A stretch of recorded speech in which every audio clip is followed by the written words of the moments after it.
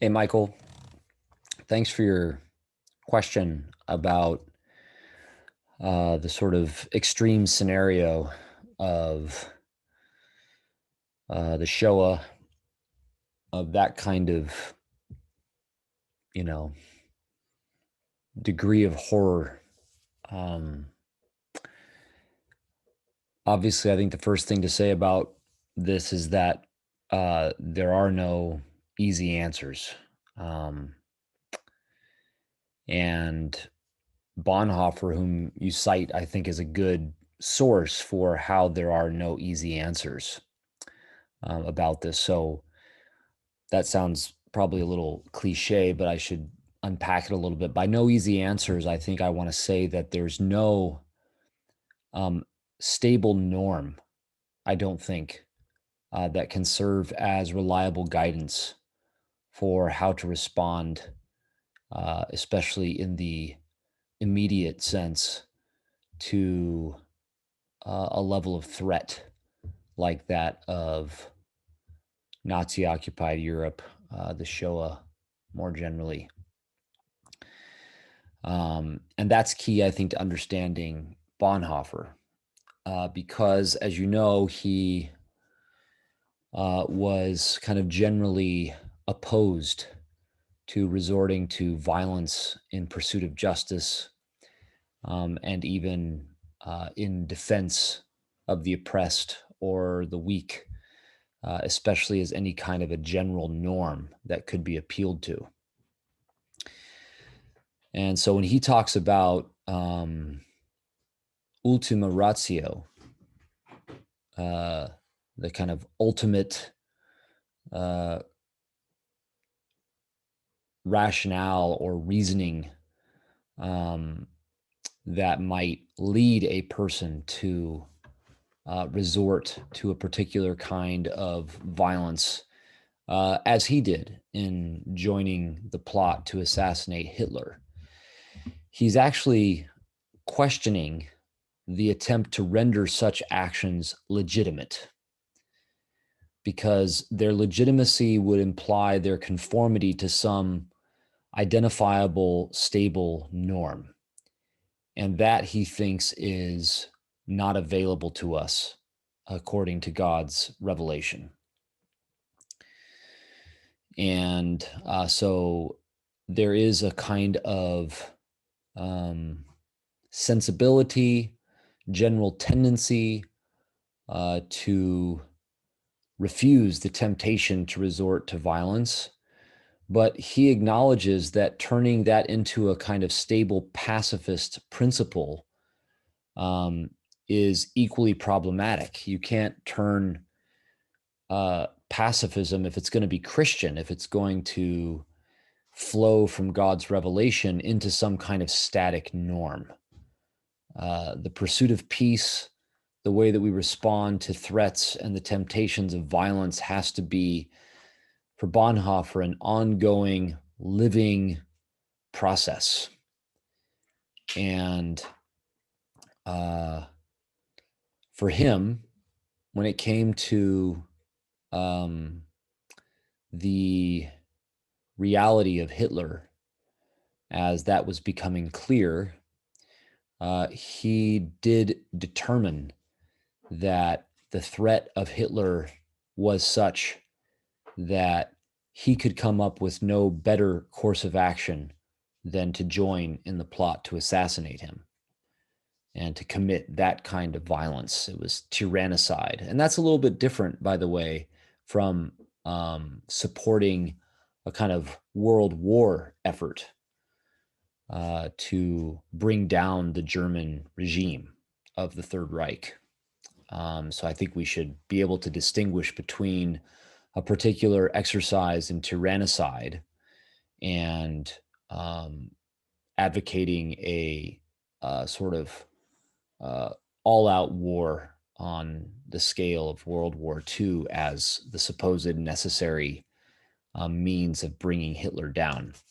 So all that to say, he thought it was important that what he was going to do in killing Hitler be remembered as a sin and not as legitimate.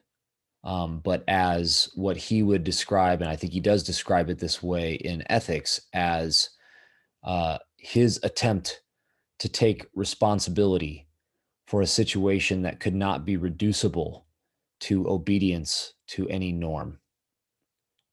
And that's what makes it ultima ratio, is it is in a sense beyond any reasoning, beyond any norming pattern of thought or conduct. Um, so that's, I think, just a way of getting at Bonhoeffer's way of breaking that down. And I'd probably add that ethics as a work of Bonhoeffer's is a somewhat tricky text because he was conscious that what he was writing was going to be read by his captors. And I think worked deliberately to say and to frame things in a way that you might say would be able to fly under certain radar, but still communicate what he wanted to communicate to his intended readers. And so that makes our interpretation of ethics, I think, especially challenging. But what I've just given as my account of what ultima ratio is in there, I think is true to what I take Bonhoeffer to be arguing. He makes some general comments about war and things in there that I think you've got to sort of read really closely to see what you're going to infer from them. And then also to compare what he's saying there to other things that he's written. And there are other witnesses to this, friends of his that he was in communication with well into his imprisonment that insist on the consistency of Bonhoeffer's thought from something like The Cost of Discipleship or Gemeinsames Leben, Life Together, all the way through the Ethics, or even the prison letters, which I think are some of the best writing that he left us. And so, if we are to interpret something in the Ethics as some departure or significant shift from what he had argued earlier, his friends would tell us that we're not interpreting it very well. But I think that what I've just said is actually true to Bonhoeffer's thought across the board, this idea of ultima ratio.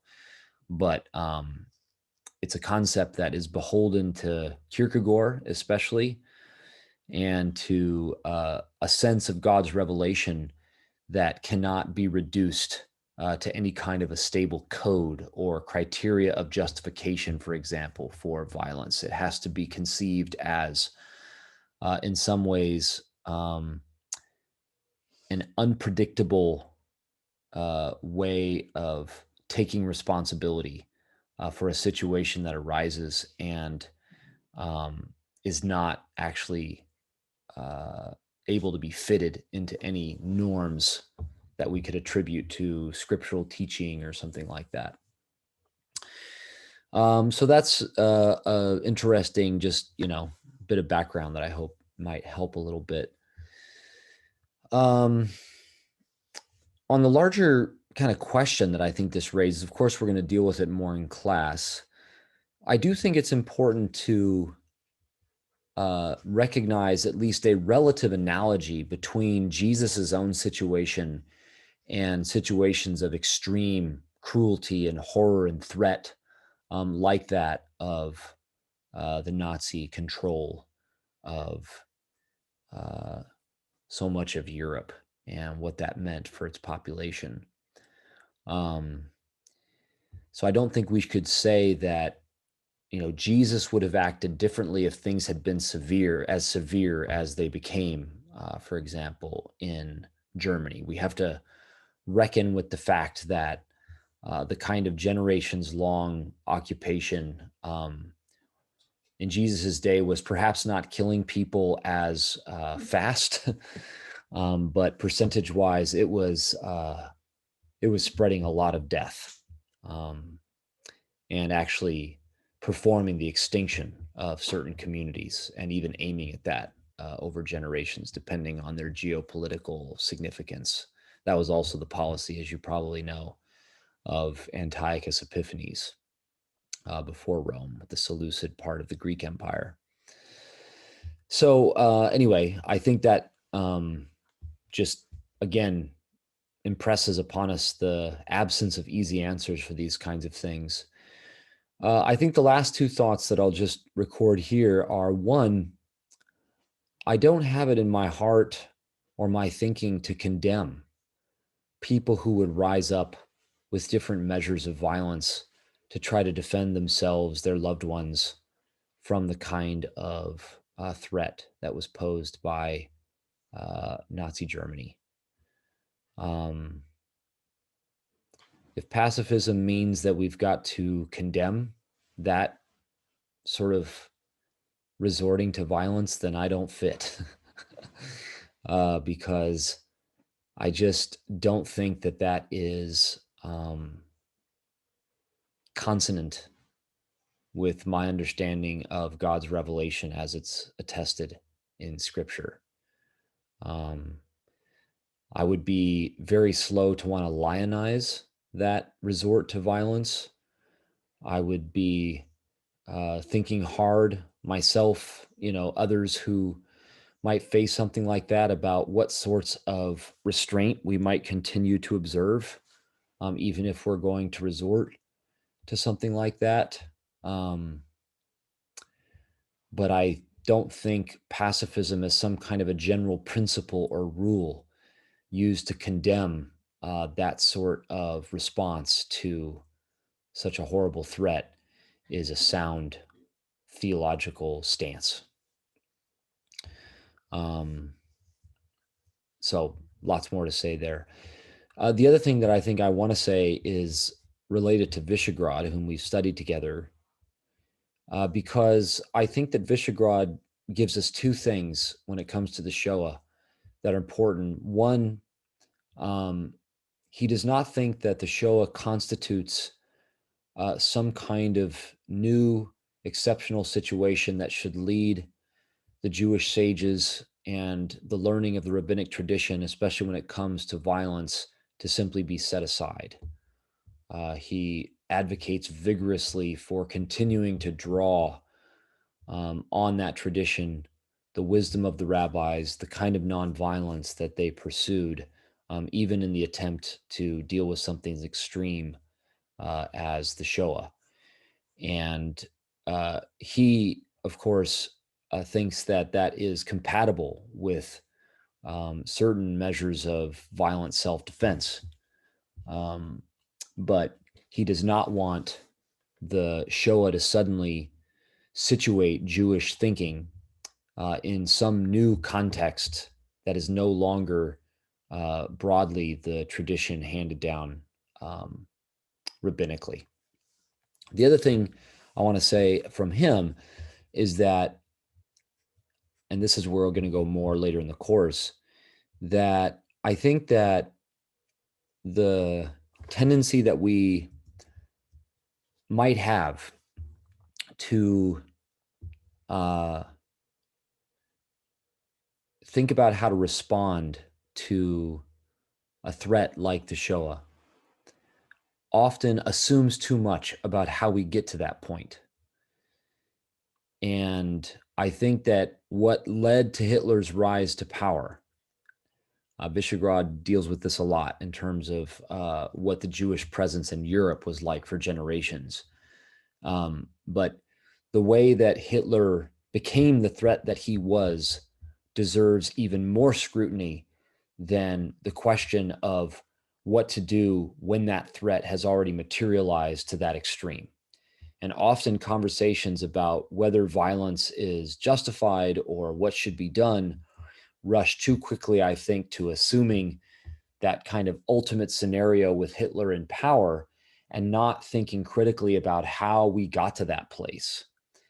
And then the measures that are sort of conceived as what are necessary or appropriate in a situation like that, then can find themselves complicit in reproducing those kinds of scenarios that we really want to say we want to aim at preventing from ever materializing, as opposed to assuming a response for when they do materialize that effectively encourages them to materialize. And this is something that Visegrad talks quite a bit about in terms of cultural forces, what kinds of places of refuge are maintained, protected, etc. Um, and then all kinds of political and economic issues with how that kind of power was allowed to become what it was. So I just think that in some ways it's a mistake to sort of parachute right into Hitler's in power, the Gestapo is knocking on the door, they're hauling people off to the death camp. What do you do? Um, Obviously, that's a realistic question that should be faced. And first of all, I don't have it in my heart to judge people for almost anything that they would do in a situation that extreme, um, to try, especially to defend themselves and their loved ones. But I worry, obviously, about the tendency to parachute into that and then to generalize from it about so-called exceptional scenarios that then effectively starts to generate and reinforce working criteria and norms that perpetuate cycles of violence and even produce new ones, rather than thinking hard about how we have to face violent threats in creative and sometimes costly ways, because we're invested not only in escaping the moment, as extreme and horrifying as it is, but in working towards a future where that exact scenario no longer materializes. Um, and I don't think that you can simply lift that exceptional situation out and develop an ethic for it without running afoul of that commitment for working at intergenerational distribution of power, so that we are uh, opposing vigorously that kind of scenario. So I think that if I could generalize about the New Testament, um, and I guess I should just say scripture, because as we've talked before, I just think the New Testament is commentary on the Tanakh in light of Jesus. The testimony of scripture when it comes to violence, I think, is not about furnishing criteria even for the extreme scenarios, but about shaping people to creatively engage the threats of their time so that over generations they promote peace. And the tendency that we have, I think, to assume that the only way to respond to extreme scenarios of violent threat is by taking life ourselves, or that kind of thing, uh, can easily give up on what the scriptural witness is urging. Um, but I don't think that the scriptural witness lays down some kind of norm that would be a basis for condemning uh, people who resort to various kinds of activity that we could describe as violent um, in those kinds of horrifying situations. Um, so then the question becomes, so what do we do, not just if that scenario materializes again? What do we do to work against the materialization of that scenario? How do we shape our life and our world to discourage that possibility and to encourage alternatives that are a future we really want to invest in? That, I think, is actually where the weight of biblical testimony is concentrated. Those are just some thoughts off the cuff, man. We could talk more.